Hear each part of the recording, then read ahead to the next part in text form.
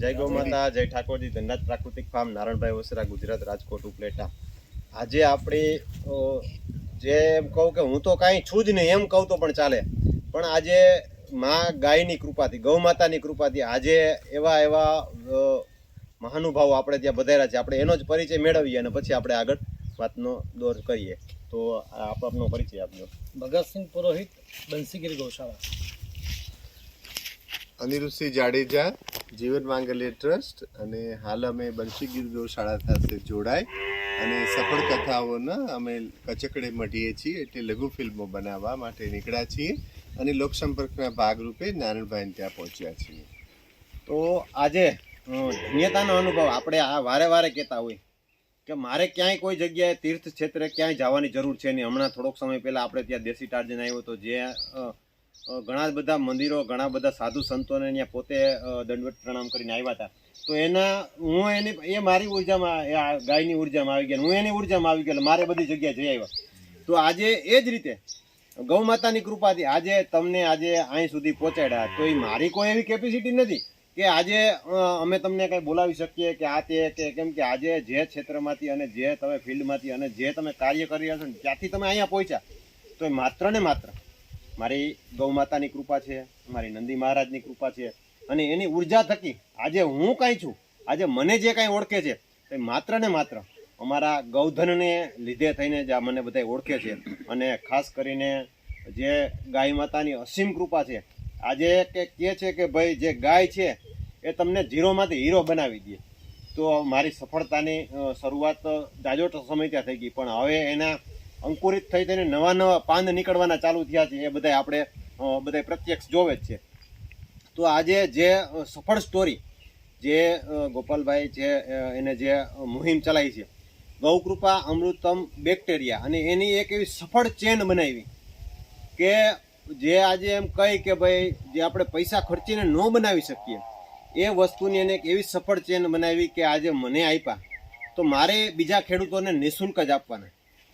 જો by chance એમાં કોઈ આપવાના પ્રયત્નો કરે વેચવાના, તો એને પેટર્ન રજીસ્ટર કરેલી છે, એટલે બાય ચાન્સ જો એમાં કોઈ વેચવાના પ્રયત્નો કરે તો એના ઉપર ફોજદારી ગુનો પણ દાખલ થઈ શકે. કેમ કે આજે એ જે ગોપાલભાઈ જે મહાહસ્તી છે એને એક એવું અભિયાન છેડ્યું છે કે ખેડૂત છે એને ખર્ચો કેમ દિવસે ને દિવસે ઘટે, આપણી ધરતીમાં છે એને ઉર્જા કેમ વધે, અને એના કારણે ગાય અને ધરતી બે સાથે રહે અને બે એકી હારે બચે, અને જે આપણો સોનાની ચીડિયા કહેવાતો દેશ એ જે મૂલ્યવર્ધન પાક અને જે પોષક તત્વોવાળો પાક હતો તો ત્યાંથી જ ગાયના ગૌદ્રવ્ય વપરાય અને ગૌદ્રવ્ય દ્વારા જે આપણા ઉત્પાદકો થતા એના માધ્યમથી જ આ બધી જ વસ્તુઓ જે થતી, અને એના કારણે થઈને જ આપણે બળ, બુદ્ધિ, ઐશ્વર્ય, સૌંદર્ય અને આ બધું જ આપણી પાસે હતું. એના મેન પાયામાં આપણે ક્યાંક ને ક્યાંક ગાય જ હતી, પણ સમય અંતરે આપણે ક્યાંક ક્યાંક ભૂલ્યા અને વિદેશી નસલો બાજુ આપણે ભાગ્યા, અને એના કારણે થઈને ઘણી બધી આપણી બુદ્ધિ ભ્રષ્ટ થઈ, ખેતી ભ્રષ્ટ થઈ, ઘણું બધું થયું. એના કારણે અસંખ્ય પ્રકારને જે રોગ અત્યારે જેની પડકાર આપણે ઝીલી રહ્યા છીએ. તો ક્યાંક ને ક્યાંક એ વસ્તુમાં એ પણ વસ્તુ છે એ ગાયને કેન્દ્રમાં રાખી અને આગળ ઘણી બધી સફળતા પણ મેળવેલી છે. તો જાજુ તો આપણે હું કાંઈ નહીં કહું, થોડો ઘણો આપણે ગાય વિશે આપણે થોડુંક માહિતી લઈ અને આપણે જાણવાનો પ્રયાસ કરીએ. જરૂર. સાથીઓ, તમે બધા નિયમિત પ્રમાણે નારણભાઈની ચેનલમાં જોડાયેલા છો અને નિયમિત એમને માણો છો, અને મહત્વની વાત છે કે આજે આપણે ટીવીમાં અને મીડિયામાં ઘણું બધું જોઈએ છીએ અને ઘણું બધું બિનજરૂરી પણ જોઈએ છીએ, પણ આ પ્રકારના જે મિત્રો છે જે એકદમ તળના ગામડામાં રહે છે અને પોતાના જીવનના આનંદ લેતા લેતા બીજાના આરોગ્યને પણ સમૃદ્ધ કરે છે. લગભગ મેં હમણાં વાત કરતા હતા નારણભાઈ સાથે રસ્તામાં, લગભગ 30-35 વર્ષથી એમના પરિવારમાં ગૌવંશ છે, અને દેશી ગીર ગૌવંશની જે ઉર્જા છે એ એમની વાણીમાં, એમની વાતમાં આપણને પ્રતીતિ અને પ્રત્યક્ષ દર્શન પણ થાય છે. તો આ જે રણકો છે મનુષ્યનો એ ત્યારે જ ખુલે છે કે જ્યારે એનું અન્ન એવો એનો ઓડકાર, આપણે એમ કહેવત છે. તો એ શુદ્ધ સાત્વિક વસ્તુનો આહાર કરે છે, સાથે જ એટલી શુદ્ધ સાત્વિકતા પોતાના દરેક કામમાં એ લાવે છે, ચાહે ખેતી કરતા હોય, ગૌપાલન કરતા હોય, કે કોઈ પણ કે વ્યવસાય કરતા હોય, કે નોકરી વ્યવસાય કરતા હોય, એ બધામાં એ રણકો આવ્યા વગર રહેતો નથી. એટલે આપણે કોશિશ કરવી જોઈએ જેટલી બને એટલી પ્રાકૃતિક વસ્તુઓનું સેવન કરીએ, પ્રાકૃતિક રીતે જીવીએ, આપણી ભાષા, બોલી, લઢણ, એ બધામાં આપણે જે આપણા પૂર્વજો આપણને આપીને ગયા છે સાંસ્કૃતિક વારસો આપણે જાળવી રાખવો જોઈએ. નારણભાઈએ આજે ઉપલેટા જેવા વિસ્તારમાં એ વારસો લઈને બેઠા છે. હું એવું કહીશ તો અસ્થાને નહીં હોય કે સંત વિનોબાના જે અહીંયા શિષ્યો થઈ ગયા, સ્વર્ગસ્થ કરશનભાઈ વાછાણી અને સ્વર્ગસ્થ પોપટભાઈ પટેલ અને પ્રેમજીભાઈ છે તે પટેલ વૃક્ષ સેવા ટ્રસ્ટ, વૃક્ષ પ્રેમ સેવા ટ્રસ્ટ, તો આ ત્રણેય પાસે હું ને મારા મિત્ર ભાઈ ગોપાલ ભરાડ અમે લગભગ 1990ની આજુબાજુમાં સંપર્કમાં આવેલા.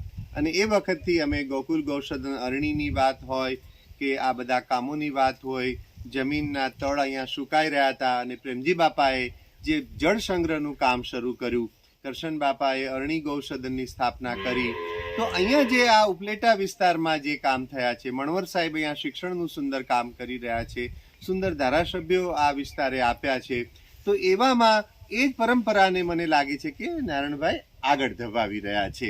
તો આ બહુ મહત્વનું કામ છે. અમે આ વિસ્તારમાંથી ઘણું બધું શીખ્યા છીએ અને આજે નારણભાઈને મળીને અમને પણ નવું જાણવા સમજવા મળ્યું છે. એ ગૌપાલનની વાત, ગૌ સંવર્ધનની વાત, અને આપણે ક્યારેય પણ જે એમને નથી ગમતું એમ ક્યારેય પણ આપણે તબેલો કે આપણે છે તે ઢોર શબ્દનો પ્રયોગ નહીં કરીએ મિત્રો, કારણ કે ગાય છે એ માતા છે, સંસ્કૃતિની વાહક છે, ઉર્જાની વાહક છે. તો હંમેશા આપણે ગૌવંશ, દેશી ગૌવંશ, ગાય માતા, નંદી મહારાજ આવા શબ્દ વાપરી અને એનું સન્માન કરીશું તો જ આપણે બચી શકીશું.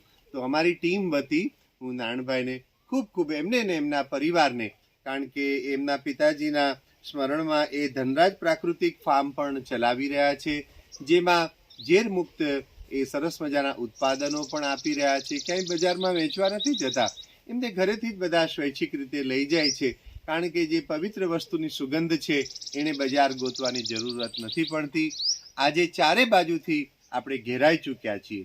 અમારી આ ટીમ જે ગૌકૃપામૃતની વાત કરે છે, બંસી ગીર ગૌશાળા, તો એ પણ એ જ વાત કરે છે જે નારાયણભાઈ વાત કરે છે કે 10,200 ટન જેટલું આપણે ઝેરી રસાયણ ગુજરાતની ધરતીમાં દર વર્ષે આપણે ઊંડેલીએ છીએ.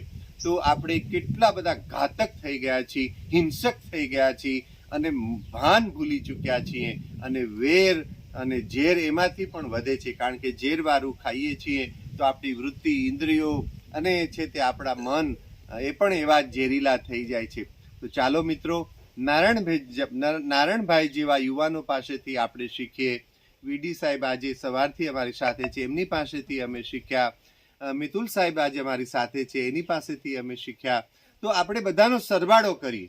જુદા જુદા વાડાઓ, પદ્ધતિઓ હોઈ શકે છે, કેન્દ્રમાં ગાય છે, કેન્દ્રમાં સજીવતા છે. તો સાથીઓ, આ સંસ્કૃતિના વાહક એવા નારણભાઈ અને સૌ આપણે બધા સાથીઓ સાથે મળીને કામ કરીએ. નરસિંહ મહેતાએ કહ્યું છે, જૂજબે રૂપે અનંત ભાશે. બધા રૂપો અનંત હશે, પણ એના તત્વમાં પ્રાણ તત્વ તો એ જ હશે, પિંડેશો બ્રહ્માંડે જે આપણે કહીએ છીએ. અને અનેક આપણા ગીતા, મહાભારત, વેદ, શાસ્ત્રો આ બધામાં ગાયનો મહિમા ગાવામાં આવ્યો છે. તો ગાય છે એ ભારતનો અને વિશ્વનો પ્રાણ છે. સાથીઓ, હું ઉપલેટાના જાગૃત નગરજનોને પણ વિનંતી સાથે અપીલ કરું છું કે તમારે તો ઘર આંગણે ગંગા છે. આપ આવો, રવિવારની રજામાં બંધ રૂમોની હોટલોમાં જઈ અને ખાણીપીણીની મોજ માણવા કરતાં અહીંયા આવો, તમારું ટિફિન લઈને, રોટલો લઈને આવો, અહીંયા મંગારો માંડીને અહીંયા રોટલા બનાવો. રવિવારે બાળકો સાથે, વાછડીઓ સાથે, વાછડાઓ સાથે રમો. મજાનું અહીંયા શાક વાલોડિયું છે, સરસ મજાના અત્યારે શેતુર છે. તો બાળકોને પાણી બતાવો, નદી બતાવો, તળાવ, ખેતરો, ઝરણાઓ અને વાછડાઓના દર્શન કરાવો, ગૌ માતાના દર્શન કરાવો, એમને હાથ ફેરવે, એમની ઉર્જા એમનામાં છે તે જરૂર રોપિત થશે. તો સાથીઓ, આ કથા તો લાંબી છે, તત્વ એટલું જ છે કે આપણે ફરીથી આપણા ખીલાને ખૂંટા છોડી અને આપણે પારકા ખીલે અને ખૂંટે ધાવવા ગયા છીએ. અને પારકી માને ધાવવાથી શું થાય એ આપણને ખબર છે. એટલે જર્સી ગાયો અને માથા ડોલી ભેંસોના દૂધોથી મુક્ત થઈએ અને ગીર ગાય જેવા, દૂધમલિયા હણકા જેવા સંતાનો જો તમારે જોતા હશે, હાવજ જેવા સંતાનો જોતા હશે, તો દેશી ગીર ગૌવંશ તરફ આપણે જવું પડશે.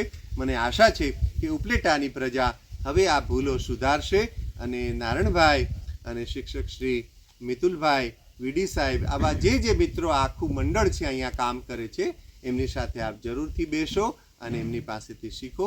હું મારા સાથી ભગતસિંહભાઈને પણ કહીશ કે વાતમાં થોડી પૂર્તિ કરે. ભગતસિંહભાઈ પુરોહિત. ધન્યવાદ. અમે આજે અહીંયા ઉપલેટા આવ્યા, નારાયણભાઈને મળવાનું થયું, એમના ખેતરમાં પણ અમે છીએ, ગૌમાતાની સેવા જોઈ. ખરેખર અદ્ભુત વંદનીય સેવા કાર્ય છે. અમને વંદન કરીએ છીએ તમારી સેવાકીય પ્રવૃત્તિના. વિશેષ એક વાત અહીંયા જોડવા માગું છું. પરમ પૂજ્ય પથમડા મહારાજજી અવારનવાર કહેતા હોય છે કે ગાયને પરિવારની સભ્ય માનો, ફેમિલી મેમ્બર. એ ભાવ હોવો જોઈએ, એની સાથે ગૌ સેવા થવી જોઈએ. એવી ઉત્તમ સેવા આમના ત્યાં અમે જોઈ છે. પરિવારનો પણ એટલો જ ભાવ જોયો છે મેં. આજે મને 2 વખત એમના ઘરે જવાનું સૌભાગ્ય મળ્યું, તો એમના પરિવારના સભ્યને મળવાનું થયું, નાનો દીકરો કેશવને પણ મળવાનું થયું. કેવો ગાય પ્રત્યે ભાવ, ગૌમય જીવન છે, ગૌમય પરિવાર છે. એવું કહેવાય છે પરમાત્માની કૃપા થાય, અનેક જન્મના પુણ્ય ઉદય થાય ત્યારે ગૌ સેવા મળે છે. આવા સૌભાગ્યશાળી બંધુઓ ગૌભક્તોની વચ્ચે આનંદ છે અમને.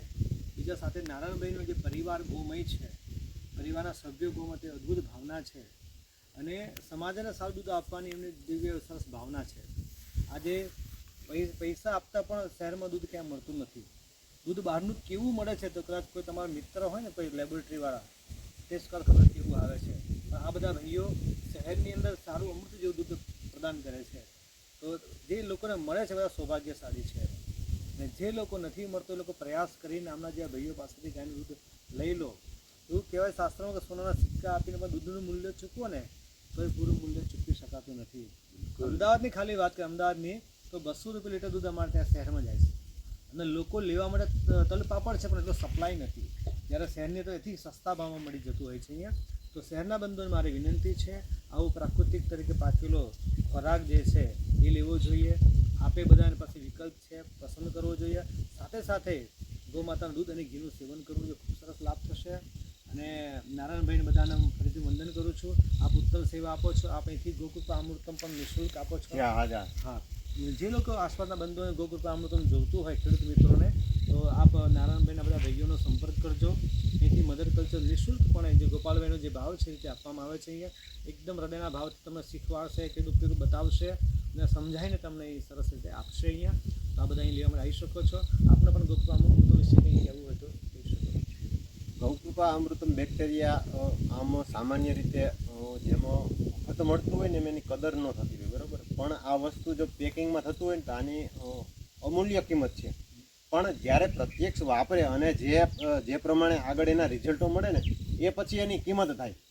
આજે ધારો કે આપણે ખાતર છે ને કમ્પોઝ કરવું હોય તેમાં ગૌકૃપા બેક્ટેરિયા આપીએ, એના દ્વારા જે કમ્પોઝ ખાતર થાય ને એ પછી આપણને ખબર પડે કે એ વસ્તુ શું છે. પછી બીજા નંબરમાં આપણે કંદમૂળવાળા પાક વાવીએ ને, કંદમૂળવાળા ગાજર છે, મૂરો છે, ડુંગળી છે, લસણ છે, જે જમીનમાં જે થાય એ પાકમાં આપણે જ્યારે ગૌકૃપા બેક્ટેરિયા આપીએ ને ત્યારે આપણે એની સાચી ખબર પડે. કેમ કે જમીન પોચી અને ભરભરી બને તો કંદમૂળ છે પૂરતી રીતે વિકસિત થઈ શકે.